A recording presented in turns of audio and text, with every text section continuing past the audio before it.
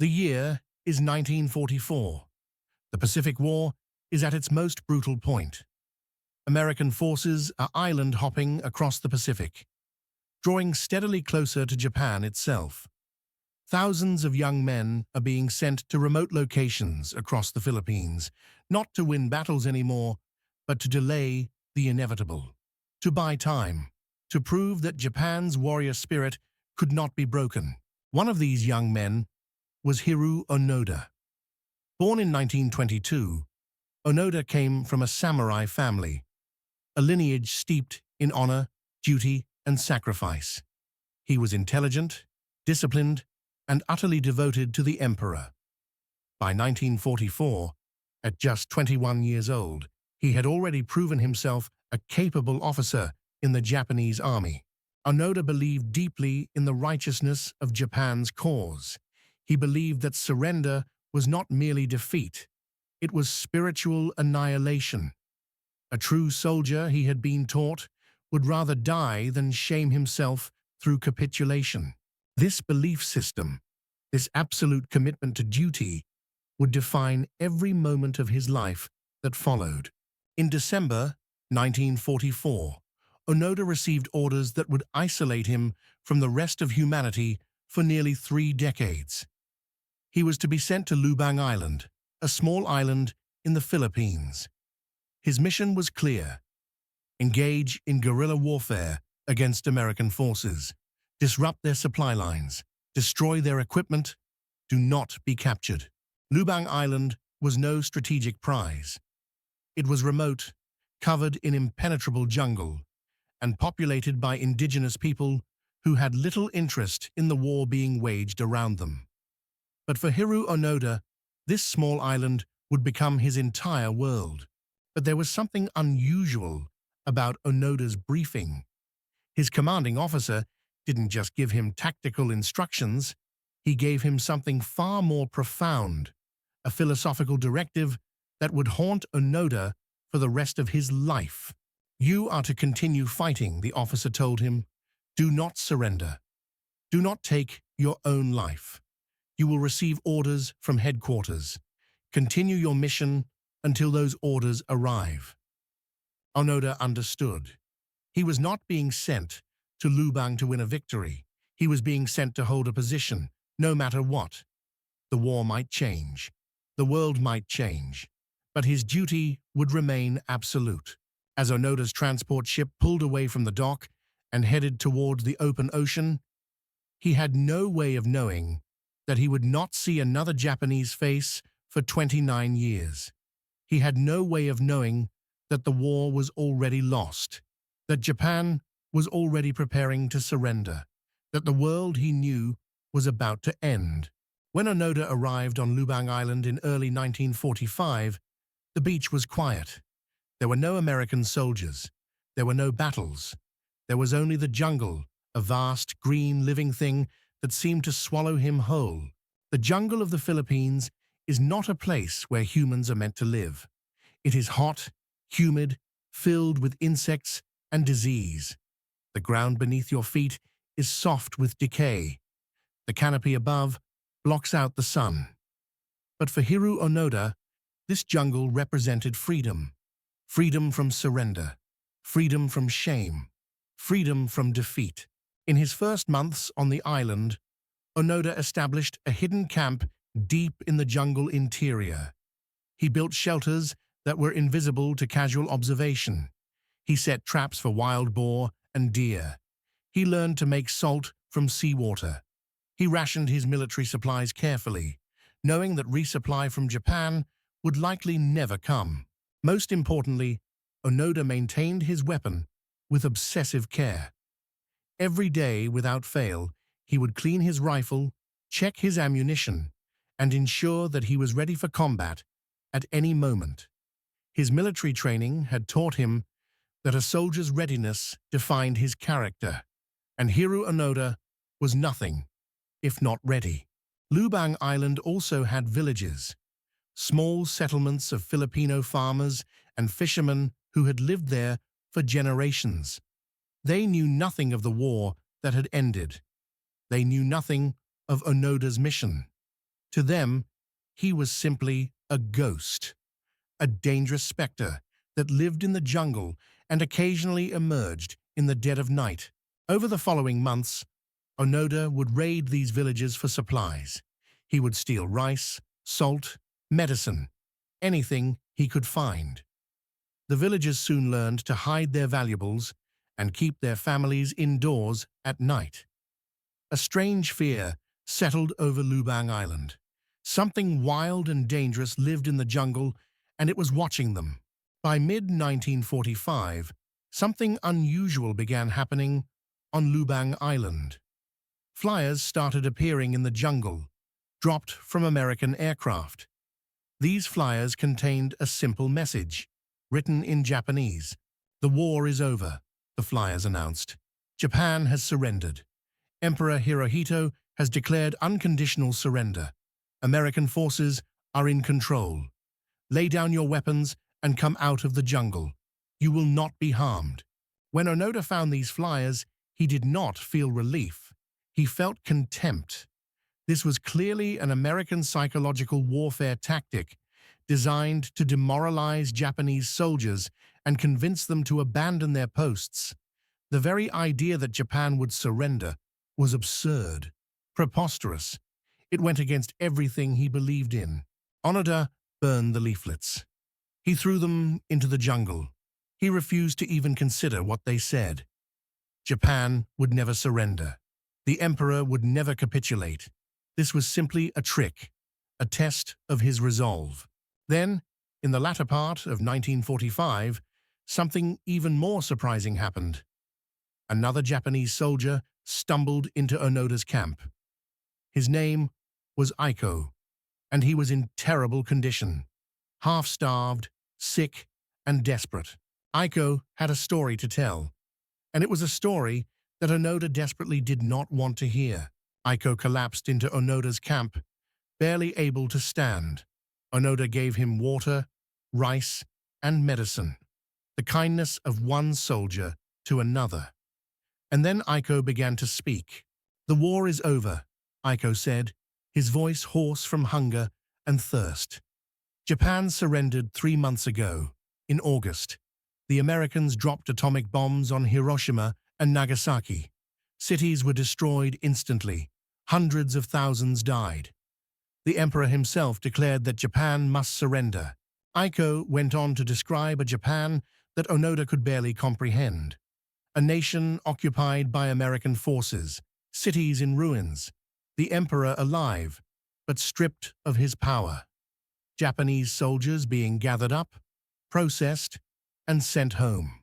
But Onoda listened to this account with growing anger and suspicion. It was too detailed, too convincing, too perfectly designed to break his will. This was not an accidental stumbling upon of the truth. This was a coordinated American operation, designed to use a captured Japanese soldier as a propaganda tool. "You are lying," Onoda told Aiko, "or you have been brainwashed by the Americans. Japan cannot surrender. The emperor cannot surrender. It is impossible."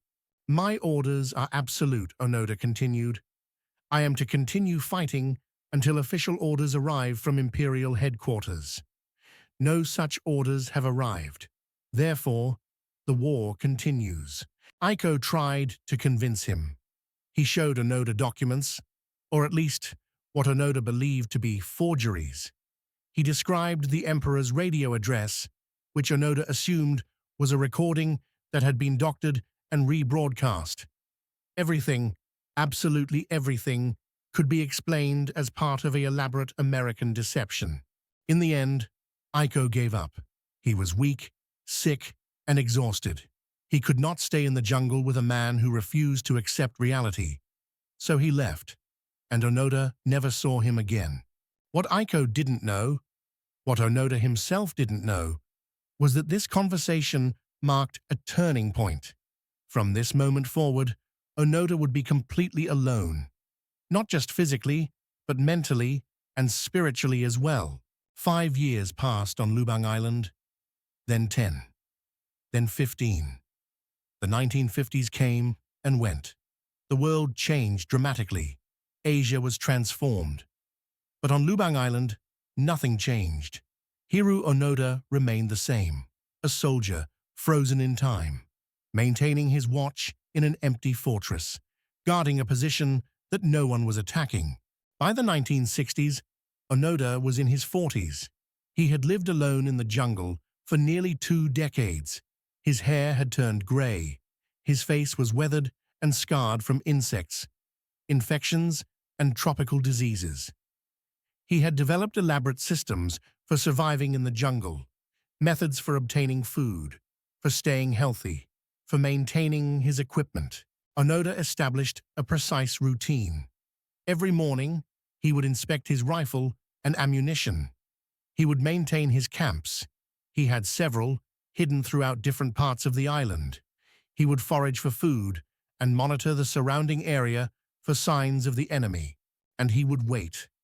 Always, he would wait for orders that would never come, for confirmation that the war continued, for some sign from headquarters in Tokyo that his mission remained active. The Filipino villagers who lived on Lubang Island developed a folklore around the mysterious figure in the jungle. Children were told stories about the ghost soldier, a man who never aged, who never died, who haunted the jungle forever as punishment for his pride. Occasionally, Onoda would be spotted near villages, a figure moving through the shadows, a silhouette at the edge of a rice field. But he was never captured. He was too skilled, too vigilant, too committed to avoiding detection. More leaflets were dropped from aircraft. More pamphlets appeared in the jungle, claiming the war was over, urging him to surrender. Onoda collected them all, not as evidence of truth, but as evidence of American deception. He kept them in his camps, as proof of the psychological warfare being waged against him. 2 decades became 3. Onoda was now in his 50s. The world had changed beyond recognition. The Cold War had begun. Japan had rebuilt itself into an economic powerhouse. Technology had advanced in ways that would have seemed like science fiction to a young officer in 1944. But Onoda knew nothing of this. To him, the world remained frozen in 1945. In 1974, a young Japanese man named Norio Suzuki made a decision that would change history. Suzuki was a travel writer and photographer in his 20s.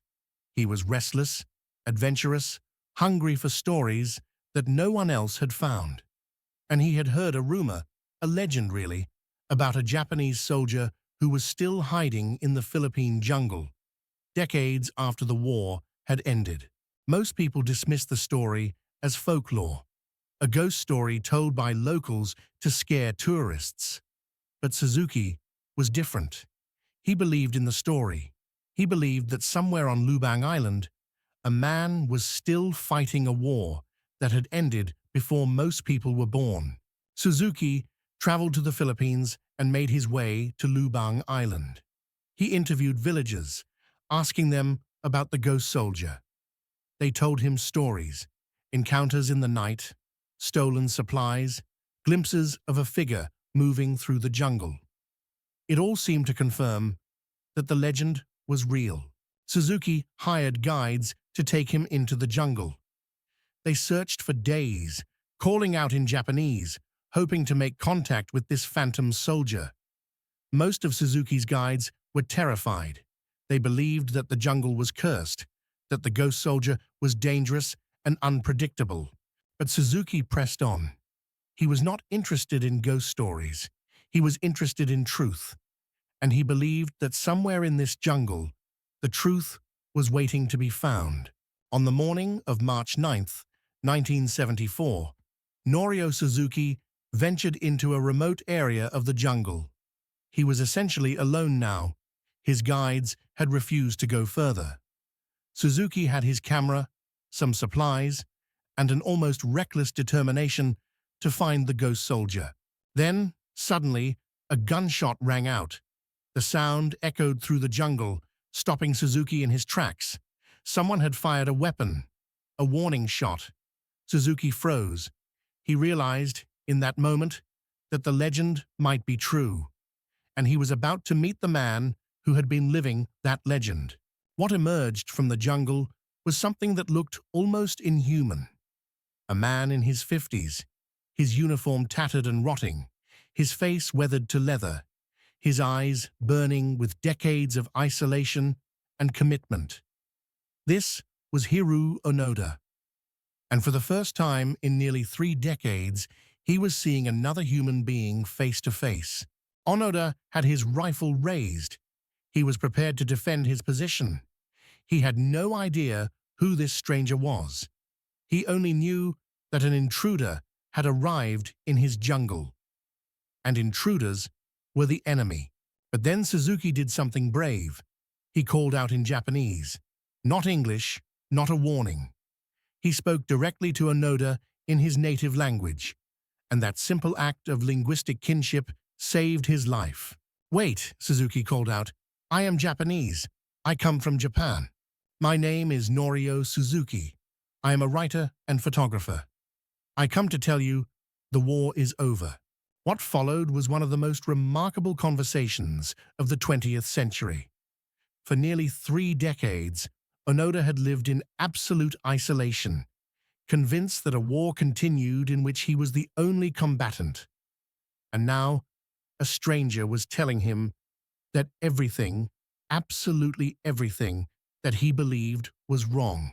Suzuki spoke carefully, knowing that Onoda might not believe him. He explained that the war had ended on September 2nd, 1945, nearly 30 years ago. Japan had surrendered after the atomic bombings of Hiroshima and Nagasaki. The emperor himself had announced the surrender on the radio. "Japan has rebuilt," Suzuki told him. "We are no longer at war. We are at peace. The emperor still lives, but we are now a democratic nation. We have buildings that touch the sky. We have cars and televisions. We have universities and factories. Japan is prosperous again." But Onoda was skeptical. This was clearly another trick. This young man was an American agent, trained to speak Japanese, sent specifically to break his resolve. Everything he was saying was too perfect, too designed to be believed. "Prove it," Onoda demanded. Suzuki showed him photographs, newspaper clippings, evidence of Japan's transformation. He showed him images of Japanese soldiers who had returned home, images of rebuilt cities, images of a Japan that had moved on without Hiroo Onoda. For the first time in decades, doubt crept into Onoda's mind. The evidence was overwhelming. The story was consistent. The details were too specific to be a fabrication. And perhaps, just perhaps, everything he had believed for 30 years was wrong. But acceptance of this truth meant accepting something else, something even more difficult. It meant accepting that he had wasted 30 years of his life on a mission that had ended before he even understood it. It meant accepting that he had not been loyal. He had simply been abandoned. Over the course of their conversation, Suzuki remained remarkably patient. He answered Onoda's questions. He provided evidence. He listened to Onoda's concerns and fears. And gradually, over the course of hours, Onoda began to accept the impossible truth. As the sun rose over Lubang Island, Hiroo Onoda made a decision. For the first time in nearly 30 years, he would leave his post. He would abandon his mission. He would accept that the war was over.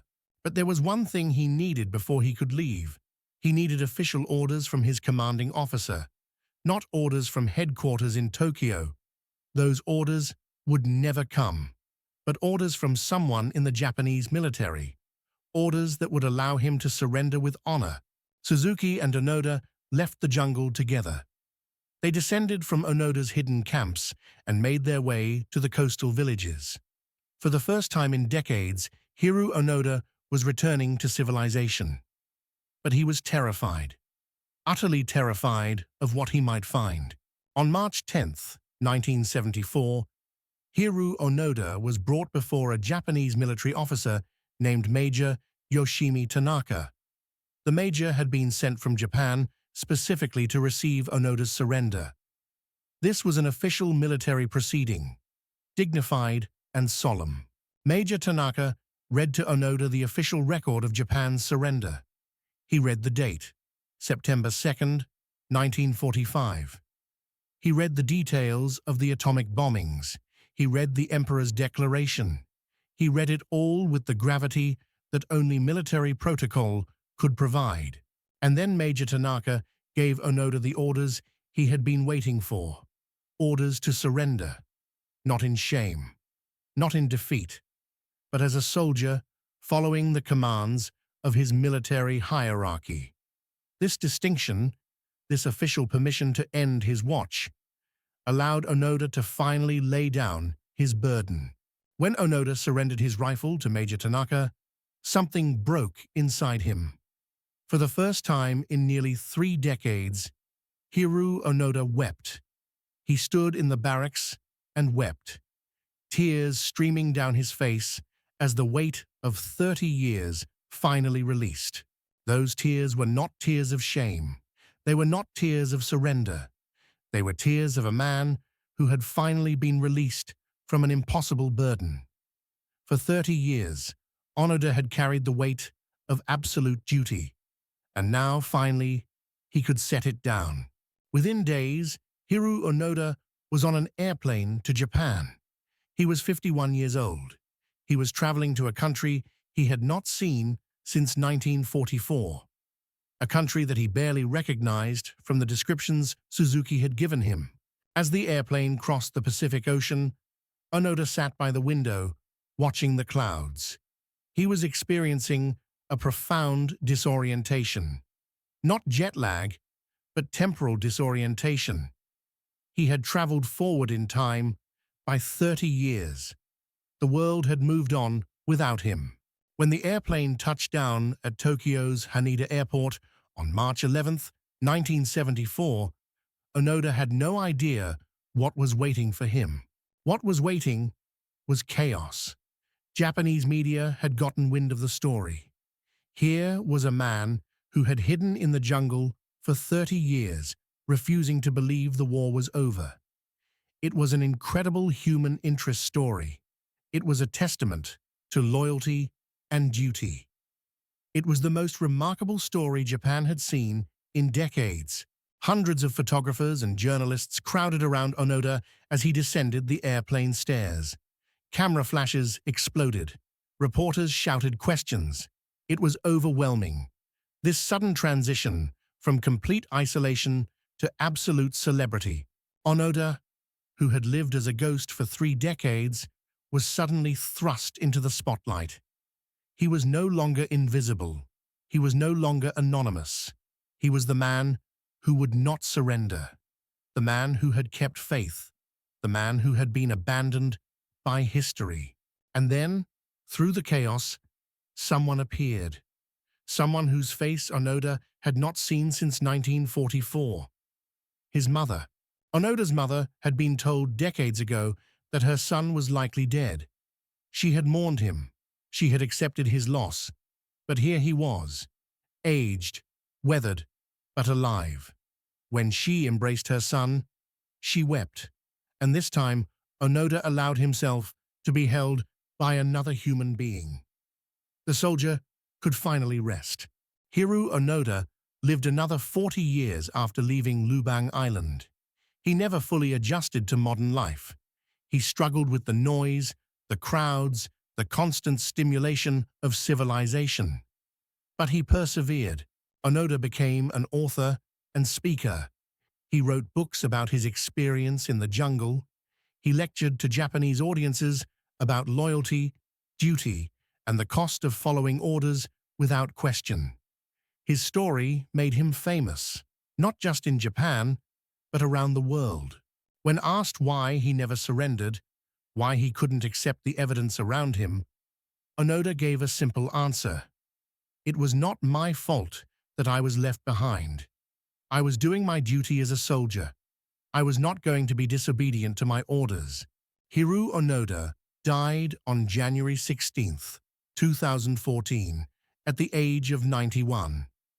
He had lived longer in the modern world than he had lived in the jungle, but the jungle never fully left him. In interviews, he would often speak about missing the simplicity of life in the forest, the clarity of duty, the absence of complicated human relationships, the peace of absolute commitment. Today, on Lubang Island, there is a museum dedicated to Hiroo Onoda. Visitors can see the camps where he lived, the weapons he used, the documents he kept. His story is preserved as a testament to human endurance, to the power of conviction, and to the sometimes terrible consequences of following orders without question. Onoda's story raises profound questions about loyalty, duty, and the nature of truth. It asks us, when does loyalty become delusion? When does duty become obsession? And what happens to a person when the entire world moves on without them? Hiroo Onoda found his answer in a jungle on a remote island. For 30 years, he asked nothing of the world except to be left alone with his mission. And in the end, that is exactly what he received. He was left alone, completely, utterly, devastatingly alone. But perhaps that is what he needed. Perhaps Hiroo Onoda was not meant for a world of complexity and compromise. Perhaps his true home was in the jungle, that place of absolute clarity where duty and faith were the only things that mattered. And perhaps, even after returning to civilization, a part of him never truly left.